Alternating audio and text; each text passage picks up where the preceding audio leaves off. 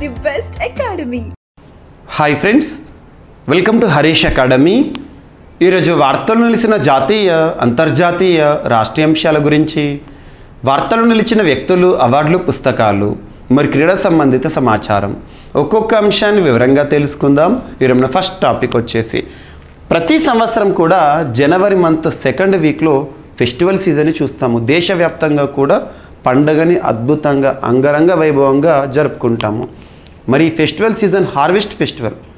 మరి మన తెలుగు రాష్ట్రాల్లో సంక్రాంతి అనే పేరుతో ఈ పండుగని అంగరంగ వైభవంగా జరుపుకుంటాం. మరి ఈ పండుగ సమయాన్ని దేశంలోని వివిధ రాష్ట్రాల్లో, వివిధ ప్రాంతాల్లో వివిధ పేర్లతో నిర్వహించుకుంటారు. ఏ పేర్లైనా కూడా పండుగ ఒకటే, హార్వెస్ట్ ఫెస్టివల్, సంక్రాంతి అంట మన ప్రాంతంలో. అలా వివిధ ప్రాంతాల్లో ఏ పేర్లతో నిర్వహించుకోవడం జరుగుతుంది ఈ పండుగనని చెప్పేసి ఎగ్జామినేషన్ పాయింట్ ఆఫ్ వ్యూలో ఖచ్చితంగా ఒక ప్రశ్న అడిగే అవకాశం ఉంటుంది. Very very important. ఒకసారి చూడండి. సో ఆంధ్రప్రదేశ్, తెలంగాణ, మన తెలుగు రాష్ట్రాల్లో మకర సంక్రాంతి అనే పేరుతో నిర్వహించుకుంటాము. ఒడిషా కనుక తీసుకున్నారనుకోండి, ఒడిషా రాష్ట్రము, సో మకర సంక్రాంతి అనే పేరుతోనే జరుపుకుంటారు వారు కూడా. అండ్ వెస్ట్ బెంగాల్లో పౌష సంక్రాంతి అంటారు. ఏ రాష్ట్రంలో పౌష సంక్రాంతి పేరుతో జరుపుకుంటారంటే వెస్ట్ బెంగాల్లో. అండ్ ఇంకా అస్సాం, ఆ ప్రాంతానికి కనుక వెళ్ళామనుకోండి, మాఘ్ బిహు అంటాము, లేదా బిహు అని గుర్తుంచుకోండి. బిహు వచ్చిందంటే అస్సాం. మాఘ్ బిహు లేదా భోగాలి బిహు అంటారు. మాఘ బిహు అన్న, భోగాలి బిహు అన్న ఒకటే. బిహు అంటే అస్సాం అని గుర్తుంచుకోండి. ఇక అండ్ బీహార్, జార్ఖండ్ ఈ ప్రాంతాన్ని కనుక అబ్జర్వ్ చేసామనుకోండి, అక్కడ మకర సంక్రాంతి అంటాం లేదా సంక్రాంత్ అంటాం, సంక్రాంత. అండ్ ఉత్తరప్రదేశ్ కనుక వెళ్ళామనుకోండి, ఈ పండుగ వాతావరణం ఎలా జరుపుకుంటారంటే కిచేరి అంటారు, కిచేరి. అండ్ హిమాచల్ ప్రదేశ్ ప్రాంతంలోకి వెళ్ళామనుకోండి, మాఘసాజీ అంటాం. మాఘసాజీ పేరుతో హార్వెస్ట్ ఫెస్టివల్ ఈ సమయాన్ని ఎక్కడ జరుపుకుంటారంటే హిమాచల్ ప్రదేశ్. కాశ్మీర్కి వెళ్ళామనుకోండి, శిశుర్ సంక్రాంతి అంటాం, శిశుర్. అండ్ పంజాబ్కి వెళ్ళామనుకోండి, మాఘీ, లోహ్రీ ఫెస్టివల్ ఉంటాము. అండ్ గుజరాత్కి కనుక వెళ్ళామనుకోండి, ఉత్తరాయణం అంటాం, ఇది ఉత్తరాయణ సమయం. అండ్ నెక్స్ట్ కర్ణాటక సుగ్గి అనే పేరుతో జరుపుకుంటారు. కేరళ కనుక మనం వెళ్ళామనుకోండి, మకర సంక్రాంతి పేరుతోనే ఉంటుంది. తమిళనాడు కనుక వెళ్ళామనుకోండి, తాయ్ పొంగల్ పేరుతో సంక్రాంతిని ఎక్కడ జరుపుకుంటారంటే తమిళనాడు. సో ఇలా దేశవ్యాప్తంగా పండుగ ఒకటే, పేర్లు ఏదైనా పండుగ ఒకటే. So Makara Sankranti is one of the many names given to the winter harvest festival. So winter harvest ఫెస్టివల్ని మనం సంక్రాంతిగా మన ప్రాంతంలో జరుపుకుంటాం. వ్యవసాయానికి సంబంధించిన ఉత్తరాయణ సమయం. సో గుర్తుంచుకోండి, ఈ పేర్లను ఖచ్చితంగా ఎగ్జామినేషన్ పాయింట్ ఆఫ్ వ్యూలో గుర్తుపెట్టుకునే అవకాశాన్ని చూడండి. అండ్ సెకండ్ టాపిక్, ఇటీవల తరచూ వార్తలు నిలుస్తున్న అంశాల్లో ఐఐటీస్ చాలా ఇంపార్టెంట్. ఐఐటీస్ గురించి ప్రతి వారంలో కనీసం ఒక 2 నుండి 3 అంశాలైనా మినిమంలో చెప్తున్నాను. వార్తలు నిలుస్తున్నాయి కాబట్టి మనం డిస్కస్ చేస్తున్నాం. తరచూ రెగ్యులర్గా రిపీటెడ్గా వార్తలు ఇస్తున్న అంశాలను ప్రత్యేకంగా చూడండి, ప్రత్యేక శ్రద్ధతో చదవండి, గుర్తుపెట్టుకోండి. అలా చాలా టాపిక్స్ ఉంటాయి. ఏ పోటీ పరీక్ష అయినా, ఏ స్థాయి పోటీ పరీక్ష అయినా అభ్యర్థులు తప్పనిసరిగా గుర్తుంచుకోవాల్సిన, చదవాల్సిన అంశాలు కనీసం ఒక 25 to 30 టాపిక్స్ ఉంటాయి. ఇక ఆ టాపిక్స్ లేకుండా క్వశ్చన్ పేపర్ ఉండదు. అటువంటి టాపిక్స్ అన్నీ కలిపి మీకు నేను కంప్లీట్ ఇయర్ రౌండప్ని అందించడం జరిగింది. GVK study circle app. ఇప్పటి వరకు జీవీకే స్టడీ సర్కిల్ యాప్ని ఇన్స్టాల్ చేసుకొని వారు ఎవరైనా ఉంటే ఈరోజు ఇన్స్టాల్ చేసుకోండి. అందులో మీకు నేను అందిస్తున్న అన్ని కోర్సెస్ కూడా CA 360 కానివ్వండి, మిషన్ 100 కానివ్వండి, భారీ ఆఫర్ ప్రైస్తో ప్రకటించడం జరుగుతుంది. సో ఈరోజు మీకు ఆఫర్ ప్రైస్లో అందుబాటులో ఉంది. ఇందులో కొన్ని ఫ్రీ వీడియోస్, ఫ్రీ కంటెంట్ కూడా ఇచ్చాను. ఒక్కసారి ఆ టాపిక్స్ చూడండి. ఖచ్చితంగా ఆ టాపిక్స్ నుండి ఎగ్జామినేషన్ పాయింట్ ఆఫ్ వ్యూలో వస్తాయి. అలా 2023 ఇయర్లో కనుక అబ్జర్వ్ చేస్తే ఐఐటీస్ గురించి మినిమం నేను మీకు 150 నుండి 200 టాపిక్స్ చెప్పాను. కేవలం 2023 ఇయర్లోనే నేరుగా సింగిల్ లైన్లో గుర్తుంచుకుంటే చాలు, 1 లేదా 2 ప్రశ్నలు ఖచ్చితంగా వస్తాయి. సో ఇక్కడ మనకి ఈరోజు, సో జనవరి 16th రోజున ఒక టాపిక్ ఐఐటికి సంబంధించి వార్తల్లోకి వచ్చింది. IIT Roorkee, Indian institute of technology Roorkee ఎక్కడ? ఉత్తరాఖండ్. సో ఉత్తరాఖండ్ రాష్ట్రంలోని ఐఐటి రూర్కీ ఒక సంస్థతో, భారత భూగర్భ సర్వే సంస్థతో కలిసి పరిశోధన చేశారు. ఏ ప్రాంతంలో పరిశోధన చేశారంటే రాజస్థాన్, ఎడారి ప్రాంతం ఉంటుంది కదా, థార్ డిజర్ట్ ప్రాంతంలో వాళ్ళు రీసెంట్గా పరిశోధన చేశారు, ఎగ్జికవేషన్ చూశారు. అందులో 16.7 కోట్ల ఏళ్ల క్రితం నాటి ఒక డైనోసార్ శిలాజాన్ని వీళ్ళు కనుగొన్నారు. అలా అతి పురాతనమైన డైనోసర్ శిలాజం అనేది రీసెంట్గా రాజస్థాన్లో బయటపడింది. ఏఐఐటి భాగస్వామ్యంతో దీన్ని పరిశోధన చేశారంటారు. సో డైక్రోయో సౌరిడి శాఖకు చెందిన ఈ జీవి పొడవైన మెడ కలిగిన ఒక శాకాహారి అంటే డైనోసర్. 30 అడుగుల నుంచి 40 అడుగుల పొడవు ఉంటుందంట, పొట్టి మెడ ఉంటుంది, తోక దీని ప్రత్యేక లక్షణాలు. ఇంతకుముందు చైనాలో కనుగొన్న డైక్రోసాసౌరిడ్ ఏదైతే ఉంటుందో డైనోసర్ వెరైటీ 16.6 కోట్ల నుంచి 16.4 కోట్ల సంవత్సరాల క్రితం నాటిది.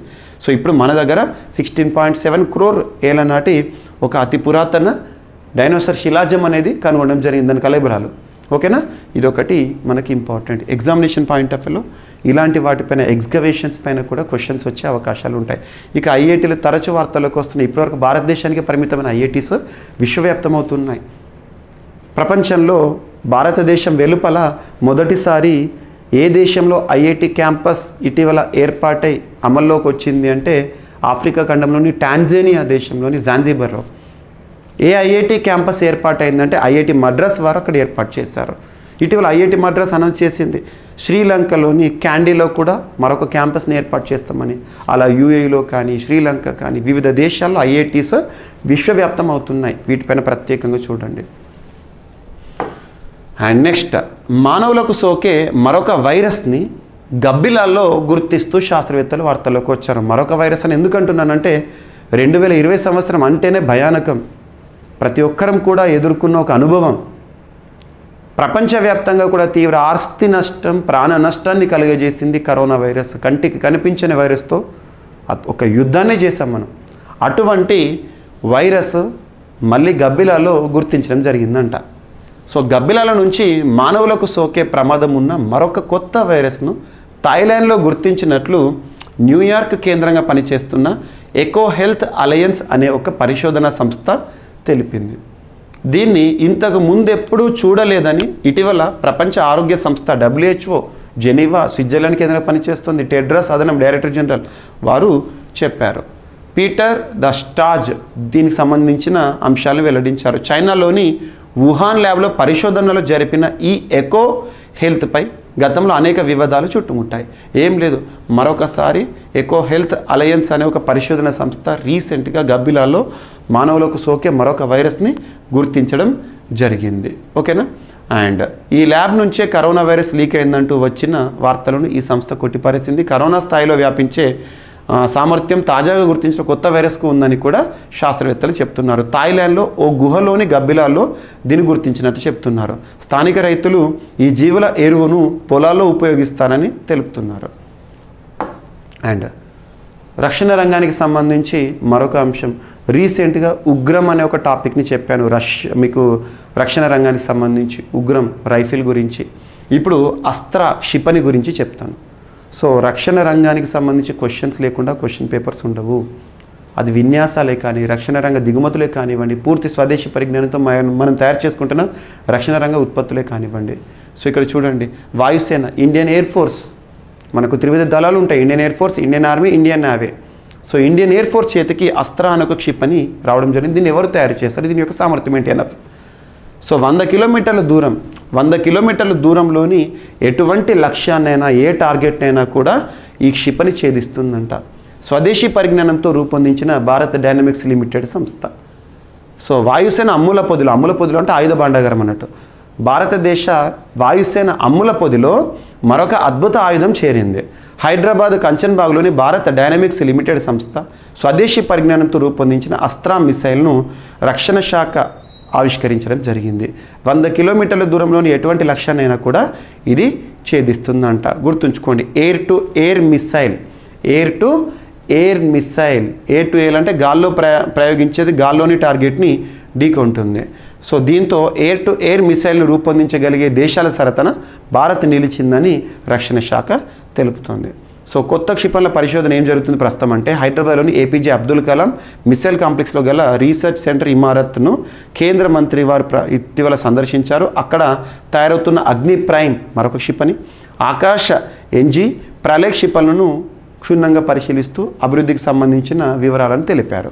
ఓకేనా. అండ్ రాష్ట్రీయ విజ్ఞాన్ పురస్కార్. సో మనకు ఒక్కొక్క రంగంలో ఒక్కొక్క ప్రతిష్టాత్మక పురస్కారం ఉంటుంది. ఉదాహరణకు క్రీడలు అనగానే రాజీవ్ ఖేల్ రత్న ఉండే, ఇప్పుడు మేజర్ ధ్యాన్ చంద్ ఖేల్ రత్నగా మార్చారు. అండ్ సినిమా రంగం అనగానే దాదాసాహెబ్ ఫాల్కే, భారతదేశంలో అత్యున్నత పౌర పురస్కారం అనగానే భారతరత్న, అత్యున్నత పద్మ పురస్కారాలైన పద్మవిభూషణ, భారతదేశంలో అత్యున్నత సైనిక పురస్కారం అంటే పరమవీర చక్ర, అండ్ సాహిత్య రంగంలో అత్యున్నత పురస్కారం అని చెప్పేసి జ్ఞానపీఠ. అలా గతంలో సైన్స్ అండ్ టెక్నాలజీలో శాంతి స్వరూప భట్నాగర్ అనే ఒక పురస్కారం ఉండేది. ప్రస్తుతం సైన్స్ అండ్ టెక్నాలజీ పురస్కారాలను కొత్తగా రీసెంట్గా కేంద్ర ప్రభుత్వం దానికి సంబంధించిన గైడ్లైన్స్ రిలీజ్ చేశారు. రాష్ట్రీయ విజ్ఞాన్ పురస్కార్, అద్భుతం, రాష్ట్రీయ విజ్ఞాన్ పురస్కార్ అని చెప్పేసి సైన్స్ అండ్ టెక్నాలజీలో విశేష కృషి చేస్తున్న వ్యక్తులను సంస్థలను గుర్తించడం జరుగుతుంది. ఇక మీదట ప్రతి ఏటా కూడా మనకు విజ్ఞాన్ శ్రీ, విజ్ఞాన్ యువ, విజ్ఞాన్ టీమ్ అని చెప్పేసి 4 రకాల రాష్ట్రీయ విజ్ఞాన్ పురస్కారాలను భారత ప్రభుత్వం ప్రకటిస్తూ ఉంటుంది. దానికి సంబంధించి ఈ కమింగ్ ఫిబ్రవరి 28 సైన్స్ డే కదా, ఆ లోపల అప్లికేషన్స్ ఏవైతే ఉంటాయో పురస్కారాలకు సంబంధించి ప్రతిపాదనలు కోరుతుంది కేంద్ర ప్రభుత్వం. తర్వాత ప్రతి సంవత్సరం నేషనల్ టెక్నాలజీ డే రోజున, జాతీయ సాంకేతిక దినోత్సవం అంటాం, నేషనల్ టెక్నాలజీ డే రోజున ఈ పురస్కారాలకు సంబంధించిన అనౌన్స్మెంట్ చేస్తారు, ఎవరెవరు పురస్కార గ్రహీతలని. విజ్ఞాన్ యువ, విజ్ఞాన్ శ్రీ అని చెప్పేసేసి, విజ్ఞాన్ టీమ్ అని చెప్పేసేసి, ఇలా లైఫ్ టైం అచీవ్మెంట్ పురస్కారం అని చెప్పేసేసి ఇలా పురస్కారాలు 4 రకాలుగా ఇస్తారు. అండ్ ఆగస్ట్ 23 ఎవ్రీ ఇయర్ కూడా ఈ రాష్ట్రీయ విజ్ఞాన్ పురస్కార గ్రహీతలు ఎవరైతే ఉంటారో వారికి పురస్కారాల ప్రదానోత్సవం జరుగుతుంది. ఏ రోజున అనౌన్స్ చేస్తారు, ఏ రోజున ప్రదానం చేస్తారు, ఇంపార్టెంట్. ఇప్పటి వరకు ఇవ్వలేదు, ఈ సంవత్సరం నుండే స్టార్ట్ ఇవి. ఓకేనా? మీకు దీనికి సంబంధించి కంప్లీట్ ఇన్ఫర్మేషన్, ఒక్కొక్క పురస్కారం యొక్క ప్రత్యేకతలు కూడా మీకు CA 360 కోర్సులో అవార్డ్స్ టాపిక్లు చెప్పాను చూడండి. రాష్ట్రీయ విజ్ఞాన్ పురస్కారాల కోసం శాస్త్ర సాంకేతిక రంగంలోని వ్యక్తులు బృందాల నుంచి ప్రతిపాదనలను కేంద్ర ప్రభుత్వం కోరింది. 4 విభాగాల్లో ఇచ్చే ఈ అవార్డులను గత ఏడాది ఏర్పాటు చేయడం జరిగింది. విజేతకు పథకాన్ని ఇస్తారు, నగదు బహుమతి ఉండదు. జాతీయ సైన్స్ దినోత్సవమైన ఫిబ్రవరి 28లోగా ప్రతిపాదన పంపాలి. టెక్నాలజీ దినోత్సవం మే 11న పురస్కార గ్రహీతలను ప్రకటిస్తారు. అండ్ ఆగస్టు 23 రోజున అందజేస్తారు పురస్కారాలను. సో గుర్తుంచుకోండి, భౌతిక, రసాయన, జీవ, గణిత, కంప్యూటర్, వైద్య, ఇంజనీరింగ్ తదితర 13 శాస్త్రాల్లో మొత్తం 56 అవార్డులను అందజేయడం జరుగుతుంది. వివిధ సంస్థలు ఇచ్చే 300కు పైగా అవార్డులను రద్దు చేసిన ప్రభుత్వం రాష్ట్రీయ విజ్ఞాన్ పురస్కారాలను తెచ్చింది. అండ్ గిరిజన, అందులోనూ PVTGs, particularly vulnerable tribal groups అంటాము. గిరిజనులు అంటేనే ఐసోలేటెడ్గా జనావాసాలు ఏవైతే ఉంటాయో, గిరిజన ప్రాంతాలంటే గిరి, కొండ జనులు, కొండ ప్రాంతాలు నివసించేవారు. అలా గిరిజనలోనే మరింత వెనుకబడిన వారు, అంతరించిపోతున్న గిరిజన జాతులు, పర్టికులర్లీ వల్నరబుల్ ట్రైబల్ గ్రూప్స్ అంటాం. అలా భారతదేశంలో 75 PVTGs ఉన్నాయి. వారి అభివృద్ధి కోసం ప్రత్యేకంగా భారత ప్రభుత్వము అభివృద్ధి కార్యక్రమాలను చేపడుతోంది. దానికి సంబంధించిన అంశం ఇది. సో చూడండి, దేశంలో కనుమరుగవుతున్న 75 గిరిజన తెగల అభ్యున్నతికి కృషి చేయాలని కేంద్ర ప్రభుత్వం నిర్ణయించిందని కేంద్ర పర్యాటక శాఖ మంత్రి జి కిషన్ రెడ్డి గారు తెలిపారు. ప్రధానమంత్రి ఆదివాసీల అభివృద్ధి పథకం, దాని కింద చేపట్టే కార్యక్రమాన్ని నిన్నటి రోజున సోమవారం రోజున భారత ప్రధాని ప్రారంభించారు. సో దీనికి సంబంధించి 2023 సమయంలో 1,17,943 కోట్లు ఖర్చు చేసిందన్న గిరిజనుల కోసం, ఆదివాసుల కోసం. అంతరించిపోతున్న గిరిజన తెగలను కాపాడేందుకు వారికి ప్రాథమిక హక్కుల కల్పనతో పాటు మౌలిక సదుపాయాలు, అభివృద్ధి సంబంధిత కార్యక్రమాలు అమలు చేయడానికి భారత ప్రభుత్వం ప్రత్యేకంగా అభివృద్ధి చర్యలు తీసుకుంటుంది. ఇందులో భాగంగా 75 గిరిజన ఆదివాదుల తెగల కోసము 24,104 కోట్ల ప్రత్యేక నిధులను కేటాయించారు. PVTGs డెవలప్మెంట్ ప్రోగ్రాంలో భాగంగా కనుమరుగవుతున్న 75 గిరిజన ఆదివాసీ తెగలు 18 రాష్ట్రాల్లోని 454 మండలాల్లోని 22,000 గ్రామాల్లో ఉన్నాయని, ఈ తెగలకు చెందిన గిరిజనులు మొత్తం 39 లక్షల మంది ఉన్నారని చెప్తున్నారు. 75 ఏళ్లుగా నీళ్లు, ఇల్లు, కరెంటు, స్కూల్స్, ఆసుపత్రులు, రోడ్డు, ఇతర మౌలిక వసతులు వీరికి లేకుండా పోయినాయి. దేశవ్యాప్తంగా 100 జిల్లాల్లో వీరి అభ్యున్నతి కోసం ఆదివాసీ పథకాన్ని అమలు చేస్తున్నట్లు వివరించారు. నవంబర్ 17 నుంచి ఇప్పటి వరకు లబ్ధాలు గుర్తించారంట, గుర్తుంచుకోండి. ఓకేనా? అందులో భాగంగా తెలంగాణ రాష్ట్రాన్ని కనుక తీసుకుంటే 468 గ్రామాల్లో ప్రత్యేక సౌకర్యాలు గిరిజన అభివృద్ధి కోసం. సో గిరిజన తెగల అభివృద్ధి కోసం తెలంగాణలో ఎన్ని గ్రామాలను ఎంపిక చేశారు, ఆంధ్రప్రదేశ్లో ఎన్ని గ్రామాలను ఎంపిక చేశారు, ఇటువంటి ప్రశ్నలు అడుగుతారు. అండ్ పులియబెడితే పుష్కలంగా పోషకాలు అనే ఒక నేషనల్ ఇన్స్టిట్యూషన్ ఆఫ్ న్యూట్రిషన్ వారు చేసిన పరిశోధన. మనందరికీ తెలుసు, ఒకప్పుడు మన పూర్వీకులు, మన తాతలు, మన అమ్మమ్మలు, నానమ్మలు వారు రాత్రిపూట చద్దన్నం ఉంటుంది కదా, అన్నాన్ని వాళ్ళు పెరుగుతో కలిపి మజ్జిగతో కలిపి ఉంచేవాళ్ళు. ఓవర్ నైట్గా అలాగే ఉంచేవారు కుండల్లో. మార్నింగ్ లేసేసి ఆ భోజనం ఏదైతే ఉంటుందో తినేవారు, సర్దనంగా తినేవారు. సో అది అద్భుతం. సో అటువంటిది అలా పులియబెట్టిన ఆహారంలో అద్భుత పోషకాలు ఉంటాయని చెప్పేసి ఇటీవల సైంటిఫికల్లీ ప్రూవెన్. చూడండి, ఆహారం ఎంత పులిస్తే అంత మంచిదంట. మిల్లెట్లపై అధ్యయనంలో వెల్లడించడం జరిగింది నేషనల్ ఇన్స్టిట్యూట్ ఆఫ్ న్యూట్రిషన్ వారు. అండ్ పులియబెట్టిన ఆహారంలో పోషక విలువలు పుష్కలంగా ఉంటాయని మరోమారు స్పష్టమైంది. రాగులు, సజ్జలు, జొన్నలతో చేసిన ఆహార పదార్థాలపై జాతీయ పోషకాహార సంస్థ నేషనల్ ఇన్స్టిట్యూట్ ఆఫ్ న్యూట్రిషన్ వారు చేసిన పరిశోధన వెల్లడైంది. ఆహారానికి పెరుగు కలిపి మరియు కలపకుండా రెండు వేరువేరు ప్రయోగాలు చేశారు వీరు. సో అందులో కలిపిన ఆహారం ఏదైతే ఉంటుందో, పెరుగుతో కలిపిన ఆహారం ఏదైతే ఉంటుందో పులియబెట్టడం ద్వారా అందులో పోషకాలు అనేవి అద్భుతం రెట్టింపు అవుతుంది అంట. నిజానికి మన పూర్వీకులు పులియబెట్టిన ఆహార పదార్థాలనే తరచూ తీసుకునేవారు. అందులో చద్దన్నం ఒకటి, రాత్రి మిగిలిన అన్నంలో పెరుగు, పాలు, సరిపడా నీళ్లు పోసి ఉదయం దాన్ని అల్పాహారంగా తీసుకునేవారు, బ్రేక్ఫాస్ట్గా. అలా తీసుకున్న వారికి ప్రోబయోటిక్స్తో పాటు శరీరానికి సరిపడా కాల్షియం, ఐరన్, జింక్ వంటి పోషకాలు అందేవి. అందుకే అద్భుతంగా ఉండేవాళ్ళు, వాళ్ళకి ఇమ్యూనిటీ లెవెల్స్ కానివ్వండి. సో అలా అందులో కూడా మిల్లెట్స్, సో మిల్లెట్స్ పైన కూడా ప్రత్యేకంగా పరిశోధన చేస్తారు. ఇవి అద్భుతంగా ఇమ్యూనిటీగా కూడా పనిచేస్తాయని చెప్పేసి శాస్త్రవేత్తలు చెప్తున్నారు. సో 2023 సంవత్సరాన్ని ఇయర్ ఆఫ్ మిల్లెట్స్గా ఐక్యరాజ్య సమితి గుర్తించింది. 2024 సంవత్సరాన్ని ఇయర్ ఆఫ్ క్యామిలెట్స్గా ఐక్యరాజ్య సమితి గుర్తించింది. గుర్తుంచుకోండి ఇవి. అండ్ రాష్ట్రీయ అంశాలు కనుక పరిశీలిస్తే ఆంధ్రప్రదేశ్ రాష్ట్రంలో 1.52 కోట్ల ఆయుష్మాన్ కార్డులు వచ్చినాయంట. ఇటీవల ministry of health and family welfare వారు గణాంకాలు రిలీజ్ చేశారు. ఈ రకంగా కార్డుల జారీ విషయంలో చూస్తే ఆంధ్రప్రదేశ్ 9వ స్థానంలో ఉందంట. మొదటి స్థానంలో ఉత్తరప్రదేశ్ ఉంది. సో ఇటువంటి ర్యాంకింగ్స్ ఇంపార్టెంట్. మీకు నేను ఏపీకి సంబంధించి కంప్లీట్ ఇయర్ రౌండప్ని జీవీకే స్టడీ సర్కిల్ యాప్లో ఇచ్చాను. పీడిఎఫ్ కూడా విత్ డౌన్లోడ్ ఆప్షన్ ఉంది, ఒకసారి చూడండి ఆ టాపిక్స్ అన్నీ. ఆయుష్మాన్ భారత్ పథకం కింద ఆంధ్రప్రదేశ్లో ఇప్పటి వరకు 1.52 క్రోర్ కార్డ్స్ నమోదైనట్లు కేంద్ర వైద్య ఆరోగ్య మంత్రిత్వ శాఖ తెలిపింది. అత్యధిక కార్డులున్న రాష్ట్రాల్లో ఆంధ్రప్రదేశ్ 9వ స్థానంలో నిలిచినట్లు ఒక ప్రకటనలో చెప్పారు. ఈ నెల 12 నాటికి, అంటే జనవరి మంత్ 12 నాటికి దేశవ్యాప్తంగా 30 కోట్ల కార్డులు నమోదవగా 4.8 క్రోర్స్ కార్డులతో ఉత్తరప్రదేశ్ తొలి స్థానంలో నిలిచింది. ఆ తర్వాతి స్థానంలో మధ్యప్రదేశ్, మహారాష్ట్ర, గుజరాత్, ఛత్తీస్గఢ్, అస్సాం, రాజస్థాన్, కర్ణాటక, ఆంధ్రప్రదేశ్లో ఉన్నాయంట. గుర్తుంచుకోండి. ఆసుపత్రి అడ్మిషన్లో తమిళనాడు, కర్ణాటక, రాజస్థాన్, కేరళ, ఆంధ్రప్రదేశ్ వరుసగా మొదటి 5 స్థానాలు నిలిచాయి. సో ఏపీలో ఇప్పటివరకు 49.67 లక్షల ఆసుపత్రి అడ్మిషన్లు జరిగినాయి. ఏం లేదు, ఆయుష్మాన్ కార్డుల జారీ విషయంలో ఏ స్థానంలో ఉంది? ఇటువంటి ప్రశ్నలు అడిగే అవకాశాలు మనకి ఎగ్జామినేషన్లో ఉంటాయి. అండ్ తెలంగాణ రాష్ట్రానికి సంబంధించి ఓటర్ల సంఖ్యను కేంద్ర ఎన్నికల సంఘం వారు రీసెంట్గా ప్రకటించారు. సో ప్రస్తుతం ఓటర్లు 3.28 క్రోర్స్ అంట తెలంగాణ రాష్ట్రంలో. సో ముసాయిదా జాబితా విడుదల ఈ నెల 20-21 తేదీల్లో బూత్ స్థాయిలో అభ్యంతరాలను స్వీకరిస్తారంట. ఫిబ్రవరి 8న తుది జాబితాను ప్రకటిస్తారంట. మనకు రాజ్యాంగం, దేశంలో అత్యున్నత చట్టమైన రాజ్యాంగంలో 15వ భాగం ఏదైతే ఉంటుందో ఎన్నికలు అనే అంశం గురించి చెప్తుంది. అందులో ఆర్టికల్ 324 నుండి 329 గురించి నేర్చుకుంటాం. 324 కేంద్ర ఎన్నికల సంఘం గురించి చెప్తుంది. కేంద్ర ఎన్నికల సంఘం భారతదేశంలో సార్వత్రిక ఎన్నికలు నిర్వహిస్తూ ఉంటుంది. అలా సార్వత్రిక ఎన్నికల ముందు కానీ, లోక్సభ ఎన్నికల సార్వత్రిక ఎన్నికల ముందు కానివ్వండి, ఇటువంటి ప్రకటనలు మనం చూస్తూ ఉంటాం. సో తెలంగాణ రాష్ట్రంలో మొత్తం 3,28,29,490 మంది ఓటర్లు ఉన్నారంట. అందులో పురుష ఓటర్లను కనుక పరిశీలిస్తే 1,64,01,046 మంది, మహిళా ఓటర్లు కనుక పరిశీలిస్తే 1,64,25,784 మంది ఉన్నారంట. గుర్తుంచుకోండి.